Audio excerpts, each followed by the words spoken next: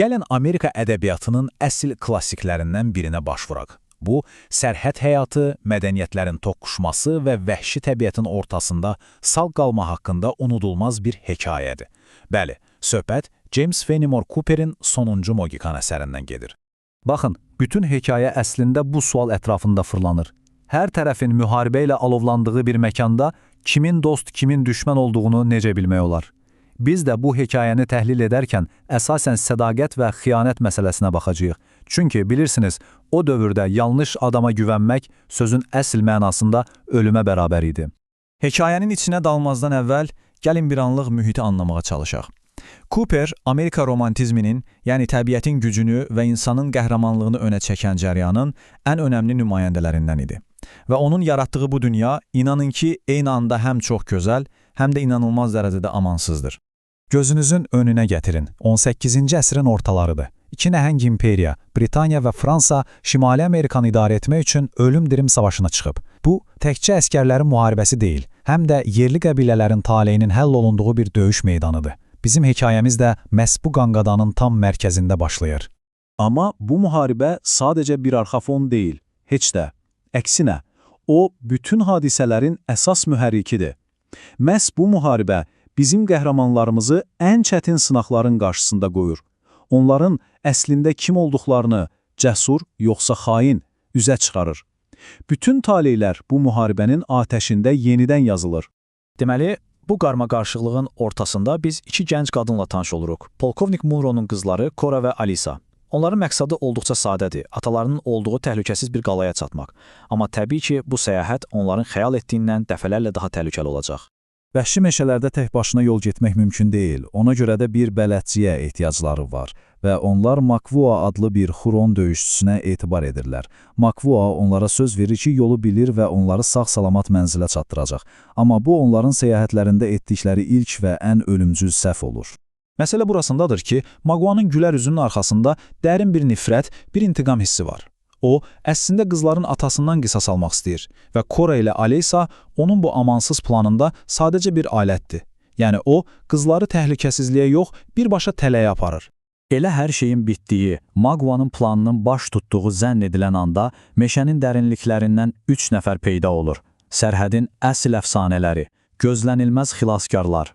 Bu üçlüyün birincisi Şahingözdür. Dərisi ağ olsa da, ürəyi və ruhu tamamilə bu meşələrə aiddir. O, sivilizasiyanın qanunlarına yox, meşənin və dostluğun qanunlarına inanır və əlindəki tüfəngi demək olar ki, heç vaxt hədəfdən yayınmır. Onun ən yaxın dostu, qan qardaşı, Mohikanların müdrik başçısı Çinqaçukdur. O, öz xalqının qədim adətlərini, şərəfini qoruyan, yox olmaqda olan bir nəslin, belə deyək, canlı yaddaşıdır.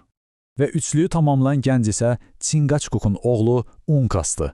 Çevik, cəsur, Mohikanların gələcəyə olan ümidi.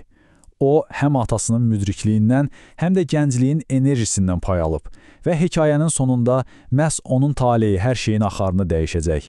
Beləliklə, tərəflər müəyyənləşir, elə deyilmi? Bir tərəfdə şərəf, sədaqət və bacarıq, digər tərəfdə isə hilə, qisas və qəddarlıq. Bu, sadəcə iki qrupun toqquşması deyil, iki fərqli dünya görüşünün, iki fərqli dəyərlər sisteminin mübarizəsidir. Və budur. İnanılmaz, nəfəskəsən bir təqib başlayır. Qəhrəmanlarımız amansız Makvadan bir addım belə geri qalmamağa çalışaraq Şimali Amerikanın sıx meşələrində, daşqın çaylarında əsl həyat-məmat mübarizəsinə girişirlər. Romanın ritmi əslində bu dövr üzərində qurulub. İzləyirlər, pusuya düşürlər, döyüşürlər, xilas edirlər və yenidən qaçırlar. Bu proses dayanmadan təkrarlanır.